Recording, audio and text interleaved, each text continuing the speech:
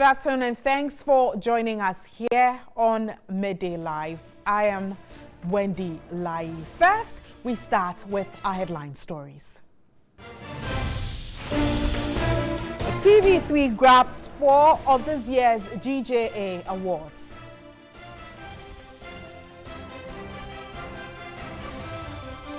Former Deputy Minister of Food and Agriculture in charge of livestock, Dr. Hannah Louisa Bisiu, elected NDC's women's organizer. And on the firing front, man suspected of killing 11 people in a synagogue in Pittsburgh, charged with murder.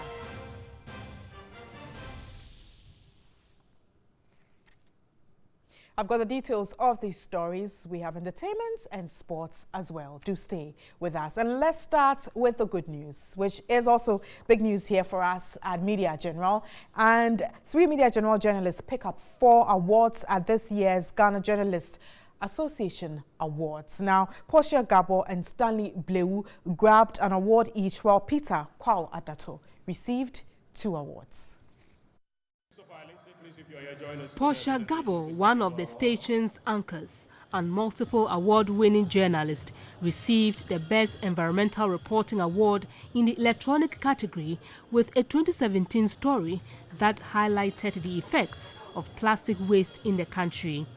For his story on commercial sex workers at the Kwame Nkrumah Circle in Accra, which got city authorities to act, Stanley Blewu was adjudged the Best Investigative Journalist for 2017. Peter Kwao Adato was adjudged the Best Journalist in Education Reporting in the television category and the overall Best Journalist in the electronic category.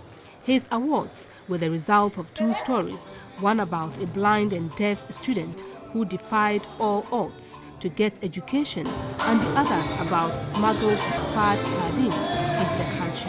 City FM's Bernard Avle was adjudged the 2017 Journalist of the Year.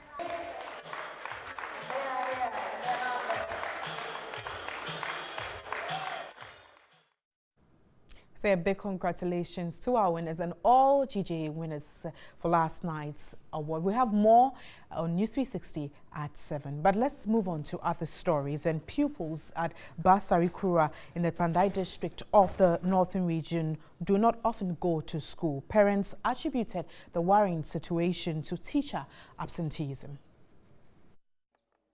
Basari Kura is one of the neglected hinterland communities in the Pandai district. Farming is their main source of livelihood. The community, which is inhabited by some 400 people, also has a school.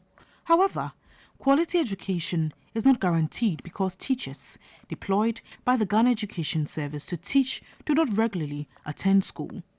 Parents here put up a 3-unit March structure to accommodate classes 1 to 6 pupils, owing to their interest for education.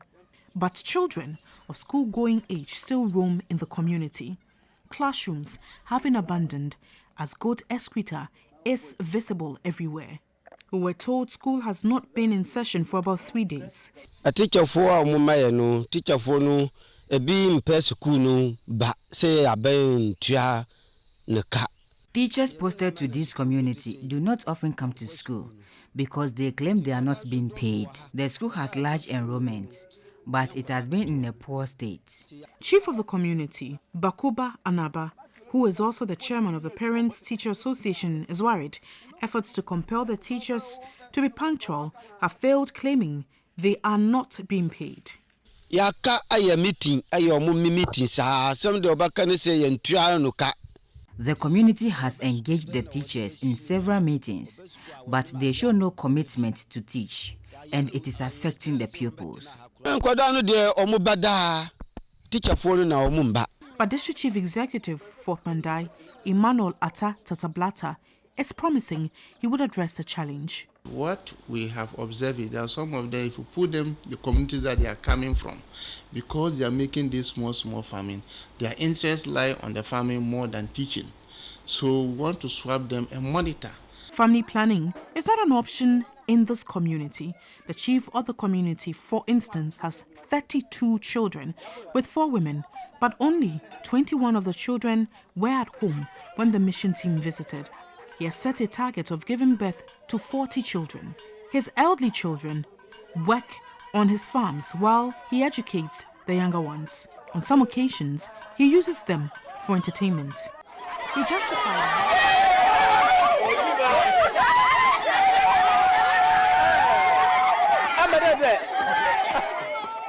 He justified why he wants to give birth to 40 children.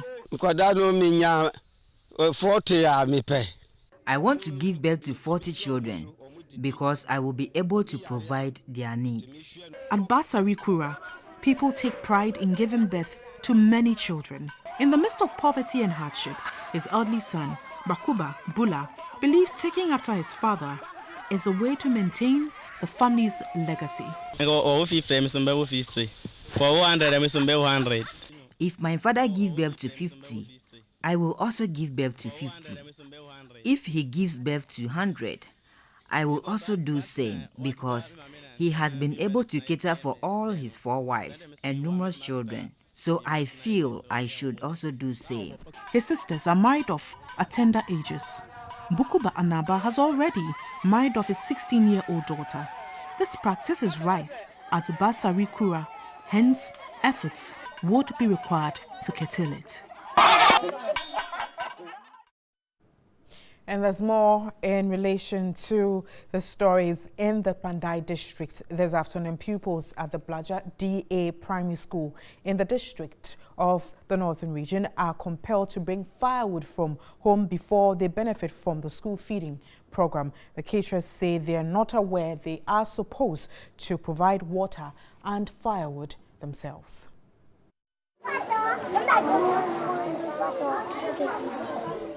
This is how a new week begins at the Blajai Basic School. At about 7:30 a.m., many of the pupils had reported to school in their numbers, but only 2 teachers have reported to school. The Blajai School serves about 4 communities and has increased enrollment because it is a beneficiary of the school feeding program. However, pupils are made to bring firewood and water to school each day before meals are prepared and served. This has been the practice over the last 1 year that the school was enrolled onto the school feeding program. The health of the pupils has been compromised as containers used to carry the water are not hygienic. Not all water brought are clean, but no inspection is done before they are used for preparing the meals. Water left after preparing the meals is what the entire school depends on when thirsty. Pupils do not bring cups to school, and so they drink from these gallons. There are 2 polytanks in the school, but authorities say they have not been repaired after developing faults about 2 years ago. The assistant head teacher of the school said the practice of pupils bringing firewood to school is nothing new. Frankly speaking, for the feeding program, this time the way they do it, they say it's different from what they were doing previously. So we didn't want to go deep into this feeding program, or maybe we might lose it. He also indicated teachers periodically educate the pupils to observe personal hygiene. As for the water, always at assembly ground, we tell them when you are bringing the water, make sure that the container is clean, because they are going to use the water that you are providing to cook food for you. So if you bring bad water and they use it to cook, you'll be affected. Definitely we have waterborne disease. It's not rampant. The caterers say they do not know that bringing firewood and water was part of their duties. I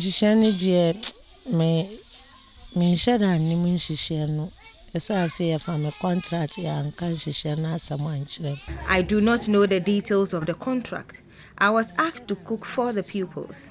It would be recalled that 6 months ago, TV3 Mission reported on a similar situation at the Mbrowa DA Primary School, also in the Pandai district, and this was the reaction of District Education Director. That should not be the practice, because children are not supposed to bring firewood, because if you are the caterer, it behoves on you to bring firewood to prepare meals for the children. I myself will go there, find out from whom the caterer is, and then I'd talk to the caterer to change the attitude of asking school children to bring firewood and then fetching water for their meals to be prepared. If he doesn't change, then I will be compelled to report it to the district assembly so that together we take action. Since then, there's not been any supervision. In the case of the Blajai DA Basic School, much is required to be done because the school also lacks furniture and has had portions of its roof perforated. The situation, teachers say, impacts on the school's performance.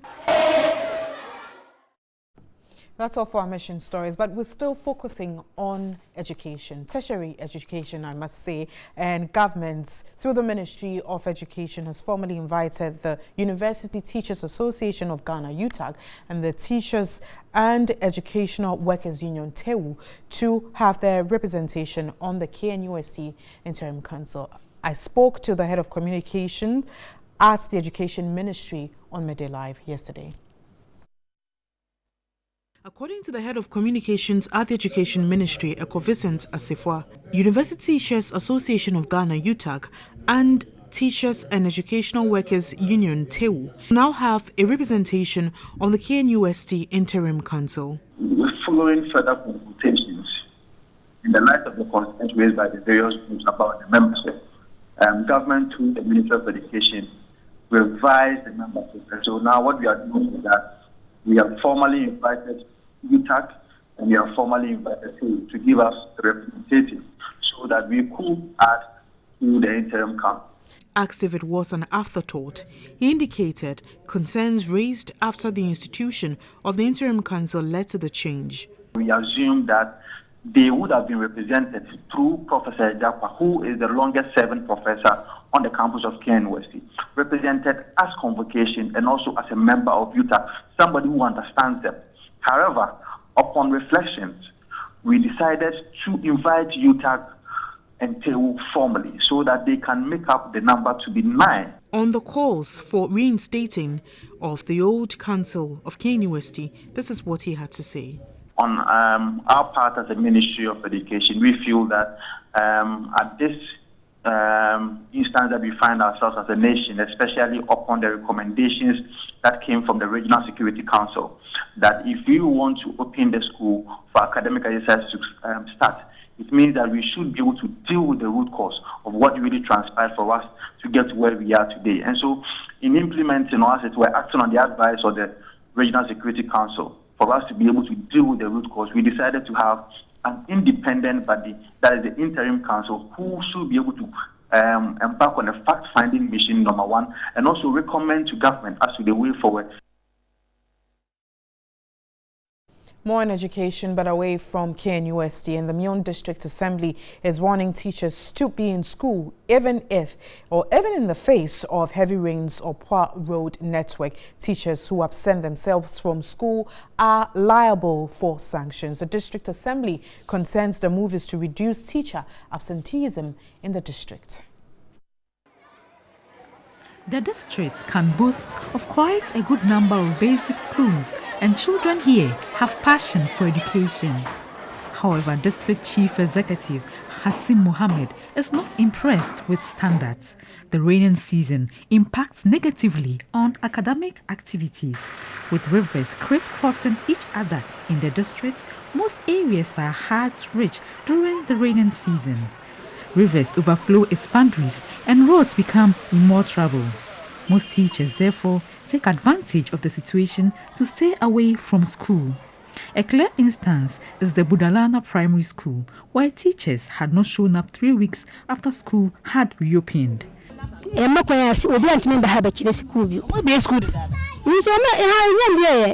School has not reopened here, so teachers are yet to report to school.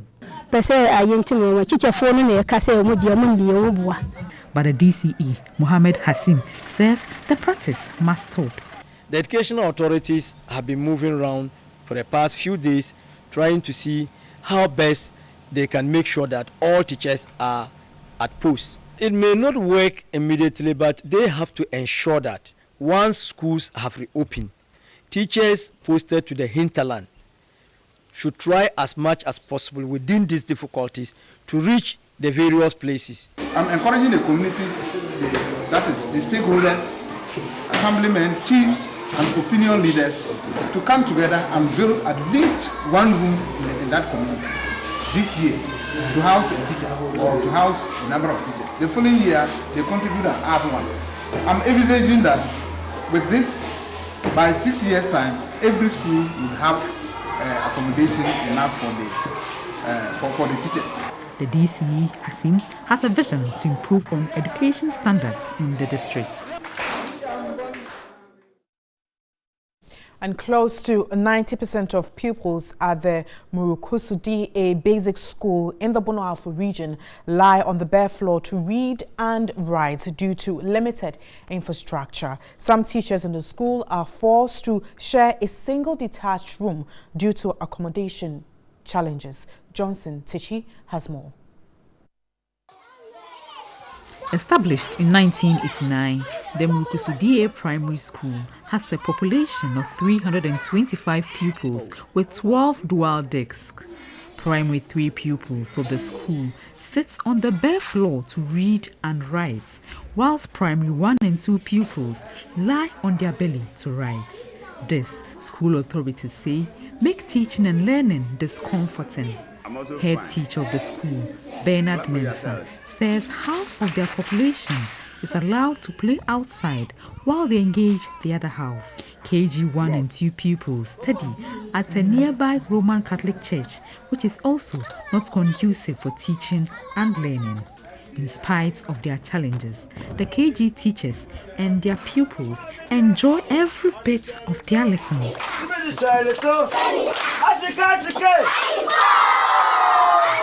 The school also lacks teaching and learning materials. We don't have textbooks in the school, especially English, Maths and Science. So I've managed to buy a copy each for the teachers to use to teach the classes. 4 newly posted teachers are compelled to share a room due to accommodation challenges. Teachers don't have accommodation in the village. We are riding on motor bicycles from Atebubu to this place, which is about 21 kilometers far. The head teacher of the school also bemoaned the poor state of roads in the community. Let's head to the Ashanti region, where the Ashanti Regional Domestic Violence and Victim Support Unit, DOPSU, has rescued a 15-year-old GHS pupil from a forced marriage. The officials stormed the house of the victim at Ibirim in the Kwabre East District to end the marriage process Saturday afternoon upon a tip-off by residents. Here's a report by Ibrahim Abubakar. The victim, Fulera, is the first child of her parents. She is a student of Makaz Islamic Primary School in Abirim. Fulera is due to write her basic education certificate examination in 2019. However, her parents have decided to cut short her education by giving her out in marriage. Upon a tip-off, the Ashanti Regional DOPSU swiftly intervened to stop the marriage ceremony, which is scheduled on Sunday, October 28, 2018. Officials from DOPSU stormed the house of the victim to rescue her. Mother of the 15-year-old could not hold back her tears as the police left with her daughter. Father of the victim, who spoke to TV3 off camera, says he intended marrying off his daughter because he has no money to cater for her needs. He has since been invited by the police to assist in investigations. We'll be following this story to bring you some more updates on it. But we head to the Western region now, and Ghana Health Service and other stakeholders have scaled up adolescent and youth-friendly programs in that very region. The region has the highest rate of adolescent pregnancy and motherhood in the country. Here's a report by Laveridge Amprichum. The maternal health survey is conducted every 3 years, compared to the 14% recorded by the Western region in the 2014 survey. 2017 recorded 19% prevalence rate of adolescent pregnancy and motherhood in the Western region. The Ghana Health Services says personnel have been sensitizing the age bracket about indiscriminate sex. At Abuesi in the Shama district, the Adolescent Community Club Outreach Services, under the auspices of the Western Regional Health Directorate, organized a community debate to engage the residents on the issue. Sandra Kuntu Anaman is a nurse with the Kwesimintim Hospital and also the Deputy Regional Focal Person for Adolescent Health Program. The way forward is that we came down to form the Adolescent Health Community Clubs. And these ones, we get all the adolescents in the community, whether you are working or not working, or whether you are in school or not. And mostly our target is the out of school. So we had one community health nurse who started the club. She taught them the sexual reproductive health. She also started teaching them these life skills so that at the end of the day, they can fend something for themselves. Even though the adolescent pregnancy and motherhood rate has gone up in the region within the past 3 years, the funding partners, United Nations Population Fund, have not given up on empowering adolescents. The National Program Analyst of UNPF, Della Bright Glay, says that there will be more interventions to reduce the menace. Our mission statement is that we want to deliver a world where every pregnancy is wanted, every childbirth is safe, and the potential of every young person is fulfilled. However, we haven't given up, so the figures have gone up, unfortunately. However, we are still putting in interventions to make sure that we can do what we can from our end, and then together with other partners would hopefully alleviate and reduce the teenage pregnancy. Abstinence, the best. Adole, no yawa.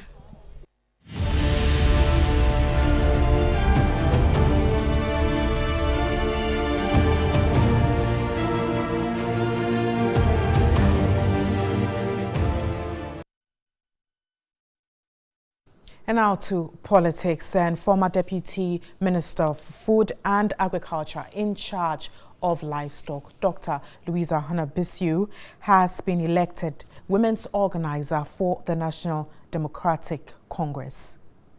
The event took place at the Pentecost Convention Center at Gomafete in the Central Region. The former MP for Tano South beat Hajia Zainab Mahama, who was the incumbent national organizer, as well as Hajia Tawa Zakaria and Margaret Chira to take up the position. Mamiefwa and Abigail Elom were both elected as deputy women's organizers. Former municipal chief executive for Ekwapim North, George Opare Ado, was also elected as national youth organizer for the party. He defeated two other contenders, Buja Jemfi and Wanda Madilo. The NDC is expected to elect its national executives in November and its flag bearer in December.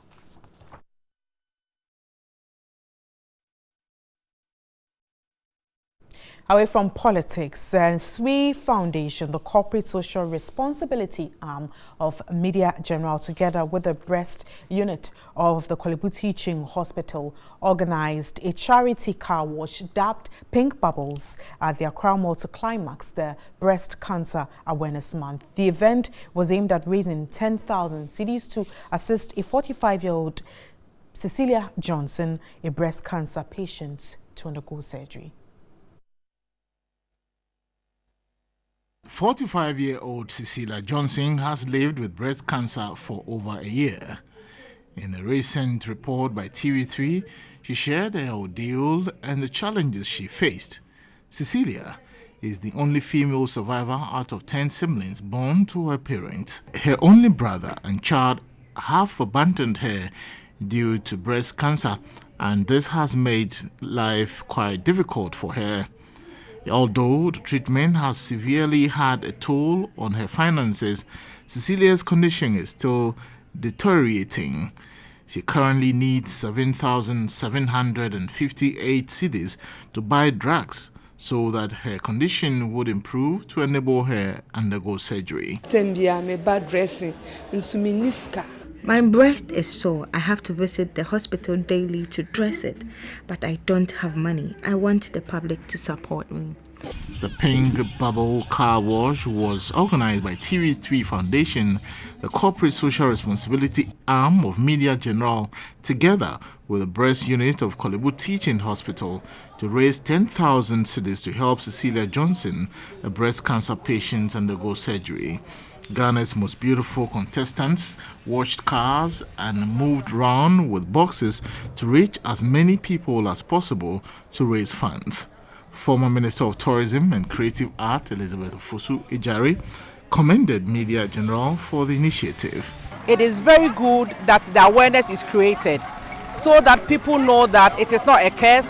Early detection is golden, and so anything that helps women is something that I will gladly support. Group Head of Corporate Affairs Media General Richard Ahiagle highlighted the need to support the breast cancer patients. And we thought that instead of just doing the story, we'll go beyond that to do this initiative to raise funds for us. He thanked all partners who made the charity car wash a success. I want to say thank you to IA Trends, the mobile car wash company that supported us. I want to say thank you to the breast unit of the Kolebu Teaching Hospital. But above all the volunteers, the employees of Media General who turned up in their number to support this cause, we say thank you.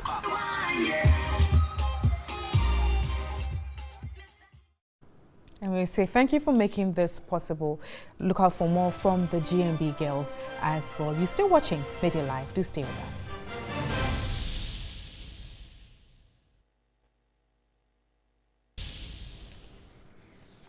Thanks for staying. You're still watching Midday Live. Inadequate infrastructure and logistics are hampering effective healthcare delivery in the new Weija Bawe municipality. Health workers say they have been improvising to meet challenging healthcare demands while spending time to ward off encroachers. Child labor and trafficking are major global concerns following its devastating impact on society. The International Labour Organization reports indicated that 152 million children were in child labor, with 73 million in hazardous work in 2016. 19.6% of these victims of child labor are in Africa, according to the report. A U.S. Department of State data shows that between 600,000 and 820,000 persons are trafficked across international borders yearly, of which about 50% are minors. According to the reports, Ghana has 2 million child laborers, of which 200,000 are in worse forms of labor. The U.S. Department again identified Ghana as a source, transit and destination country for trafficked victims of forced labor or sex trafficking. The strategic plan is to help Ghana reduce the incidence of trafficking and labor, especially on the Volta Lake. And where no child or the individual is in forced labor, slavery, or are moved from one place to the other for the purpose of exploitation. Key collaborator, the American Embassy, believes the goals would best be realized if the media plays its roles much more effectively. Day-to-day coverage, documentaries and stories on child labor and trafficking in Ghana are critical advocacy tools for increasing public and private support. Specific strategies outlined in this paper include child rescue, rehabilitation, reintegration and prevention modalities. It is built on the 5 P's framework comprising prosecution, preservation, protection, prevention and partnership. That was a story on child labor, but we're still going back to the Weija Bawe municipality, and the assembly there is to prosecute persons who display posters on unauthorized structures. Municipal Chief Executive Patrick Kwesi Bagor-Kumo says that the assembly is embarking on a month public sensitization, after which culprits would be sanctioned. Post no bill sign is used as a notice to prevent people from putting advertisement at public places. But no, such notices are not respected in Ghana. The Accra Metropolitan Assembly in particular has for years been struggling to prevent posters from defacing public landmarks. The last major effort was in August 2013. Using firemen, the Assembly washed the Akweje interchange and the Kanda flyover and painted them in the national colors to deter would-be offenders, but that was an effort in futility. New posters found their way onto the walls, columns and beams of these interchanges, desecrating the national flag. But the Municipal Chief Executive for Weija Bawe, Patrick Kwesi Bagor-Kumo, says that can no longer be tolerated, at least in Weija Bawe. So that at the end of the day, we can have a very good society for us all to have peace in the municipality. He insisted making Accra clean is a primary responsibility of the district assemblies. if the president will have to succeed, then surely it will have to start from the district assemblies to champion the cause. Leading the fire service to remove posters at the Malam interchange, Patrick Kumo was concerned. People who are supposed to know better and to educate others are themselves culprits. Churches, organizations that go about littering, putting posters on the beams around will also be sensitized. We'll let them understand that we are coming up with billboards, advertisement boards that they can go out there to advertise their work than putting them and littering and making the whole place very dirty. And the bylaws of the assemblies too will be also enforced. If you fall foul of the law, surely we will be prosecuted. So some more stories, and authorities at the 37 military hospital are worried about the continued neglect of burn victims at the facility. This, according to authorities, has affected quality of service delivery and are calling on institutions and philanthropists to support the unit. Statistics from the 37 military hospital indicate that from January 2017 to the second quarter of 2018, more than 460 burns cases were recorded, with 328 of them requiring admissions. Out of the number, 50 deaths were recorded. The center further indicated hot liquids accounted for 67% of the burns at the center. Petroleum and gas injuries caused 11%, electricity accounted for 16%, while open flame caused 5% burnt cases.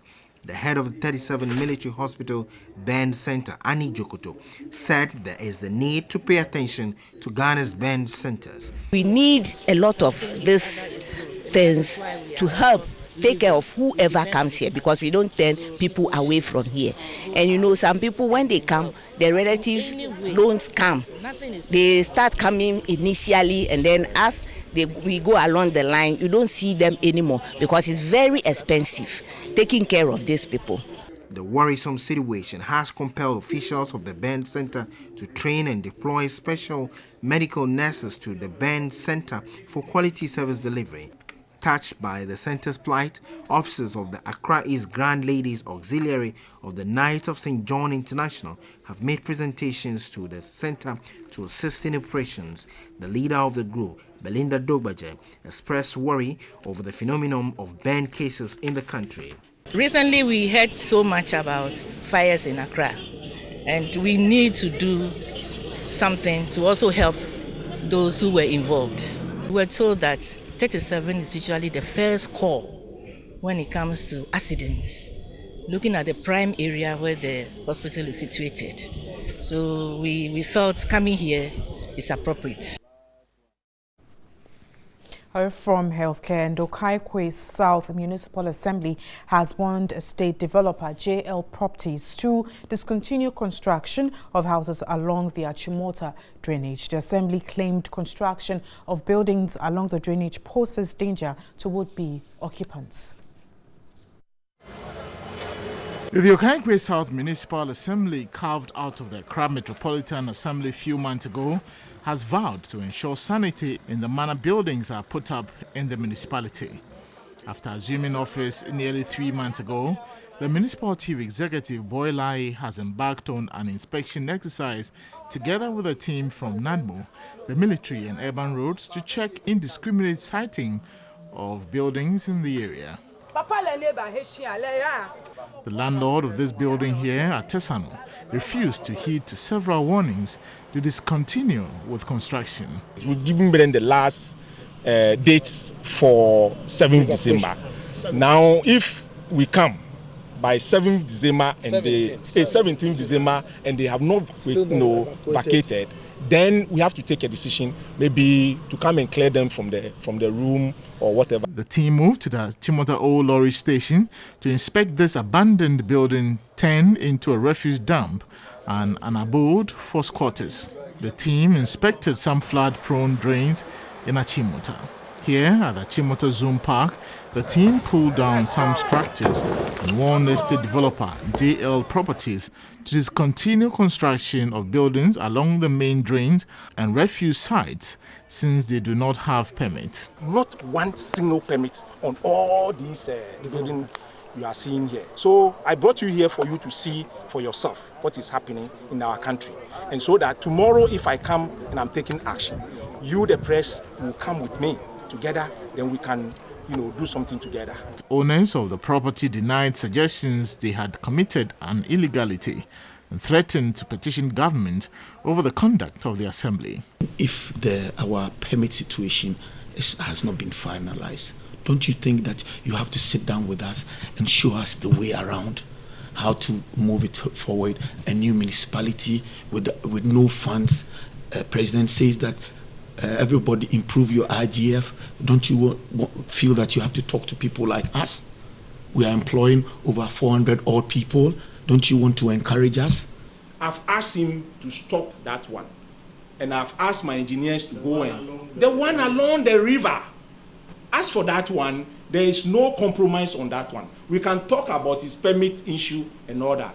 But as for that one along the river, those ones, it will go. He has to remove them, or will come and remove them for him. The municipal chief executive maintained the assembly will pull down structures along the drainage to ensure the safety of the public. This is still Midday Live. We have sports with Nana Kojuafre.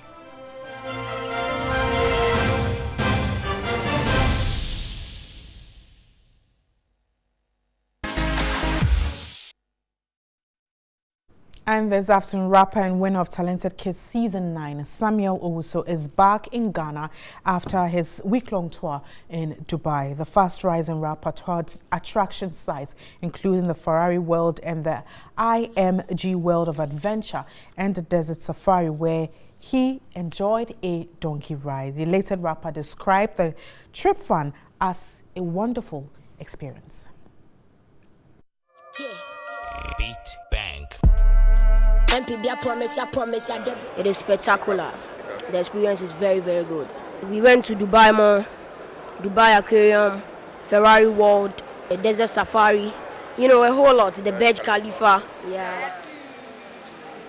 The Talented Kids Season 9 winner touched down on Saturday afternoon after days of touring some of Dubai's amazing attraction sites. The tourism destination is highly regarded for its breathtaking attractions and ultra-modern architecture. The versatile rapper visited destinations including the Burj Khalifa, the Palm Jumeirah Beach, as well as the Palace of Sheikh Mohammed, the Prime Minister of the United Arab Emirates and ruler of the Emirates of Dubai.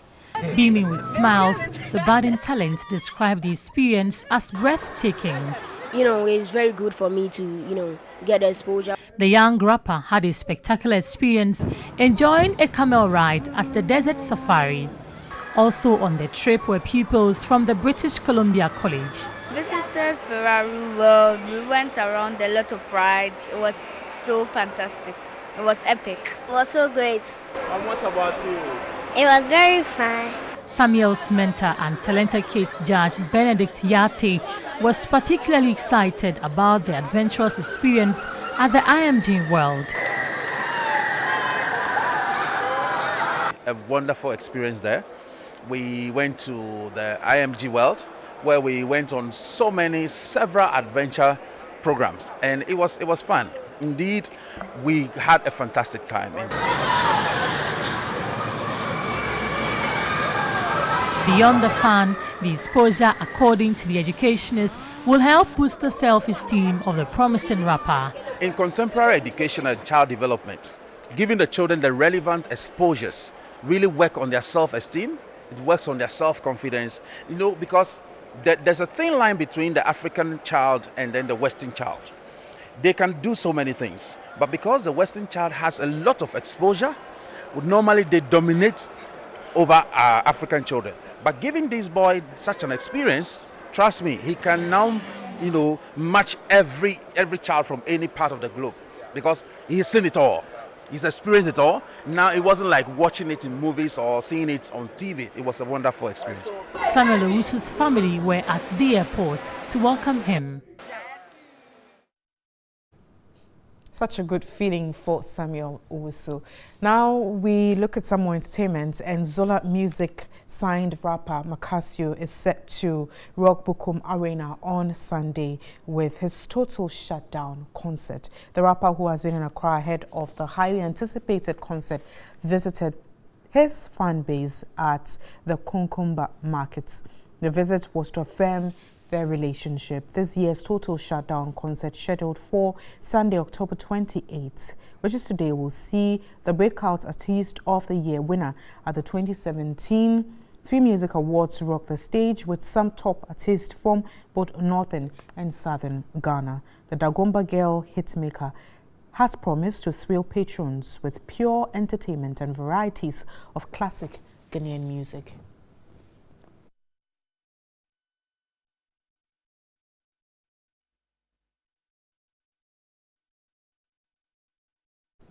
And that's all for this afternoon. I am Wendy Lai. Congratulations once again to our award winners here at Media General and all DJ award winners. We have more news at 7 on News 360. Thanks for watching.